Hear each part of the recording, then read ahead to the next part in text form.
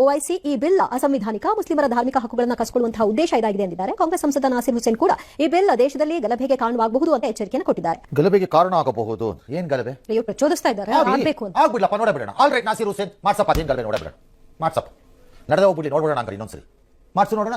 ಯಾಕೆ ಆಗ್ಬೇಕು ಸರ್? ಮಾಡ್ಸು ನೋಡೋಣ, ಮಾಡ್ಸು, ಅದೆಲ್ಲೆಲ್ಲಿ ಮಾಡಿಸ್ತೀಯಾ ಮಾಡ್ಸು ನೋಡೋಣ, ನೋಡಬೇಡ ಅದು ಎಲ್ಲಿಗೆ ಹೋಗುತ್ತೆ ಅಂತ. ಅವಾಗ ಈ ಡ್ರಾಮಾ ಎಲ್ಲ ನಿಲ್ಲಿಸ್ಬಿಡ ಕೇಳಿ, ಅವ್ನು ಯಾವ ನಾಸೀರ್ ಹುಸೇನ್ ಅಂತವ್ರಿಗೆಲ್ಲ ಇಟ್ ವಾಂಟ್ ವರ್ಕ್. ರಿಯಾಕ್ಷನ್ ಬಂದ್ರೆ ಕೌಂಟರ್ ರಿಯಾಕ್ಷನ್ ಬರಲ್ವಾಗ ಇದ್ದೇ ಇರುತ್ತೆ. ವಕ್ಫ್ ಏನಿದೆ ಅದರಲ್ಲಿ? ಕಬ್ಬಟ್ಟೆ ಕಟ್ಕೊಂಡು ನಿಂತಿದ್ರಲ್ಲ, ಯಾವನ ಗೊತ್ತಿದ್ಯಪ್ಪ ಅದ್ರೊಳಗಡೆ ಏನಿದೆ ಅಂತ? ಅಯ್ಯೋ, ಬುದ್ಧಿ ತಂದು CAA ಇದೇ ಮಾಡಿದ್ದು ನಿಮ್ಮವರು. ಅವ್ನು ಯಾವನ ಪುಂಗಿ ಬಿಟ್ಟು ಉಡಾಫೆ ಬಿಟ್ಟು ಬರೀ ಸುಳ್ಳು ಬಿಟ್ಟ, ನೀವು ರಸ್ತೆಯಲ್ಲಿ ನಿಂತ್ಕೊಂಡು ಲಬ ಲಬ ಲಬ ಅಂತ ಬಡ್ಕೊಂಡ್ರಿ. ನಮ್ಮ ಜಮೀನು ಭೂಮಿ ಮೇಲೆ, ಆಸ್ತಿ ಹಕ್ಕುಗಳ ಮೇಲೆ ದಾಳಿ. ಹೆಂಗಪ್ಪ ದಾಳಿ? ಧಾರ್ಮಿಕ ಸ್ವಾತಂತ್ರ್ಯ ಹೆಂಗಪ್ಪ ದಾಳಿ?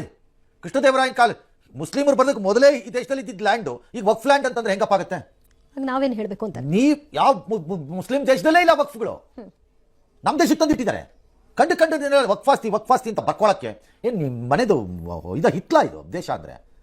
ಲಾಭ ಪಡೆದಿರೋ ಬುರ್ಡೆ ತಗೊಂಬಂದು ಲೂಟಿ ಹೊಡೆದು ತಿಂದಿರೋ ಲೀಡರ್ಗಳು ತಮ್ಮ ಹೇಸಿಗೆ ನಾವು ಉಳಿಸ್ಕೊಳಕ್ಕೆ ಮಾಡ್ತಿರೋಂಥ ಡ್ರಾಮಾ ಮಾಸ್ಟರ್ಗಳನ್ನ ತಗೊಂಬಂದು ಕಂಡಿದ್ದೆಲ್ಲ ಡಿಕ್ಲೇರ್ ಮಾಡೋಕ್ಕಾಗಲ್ಲ.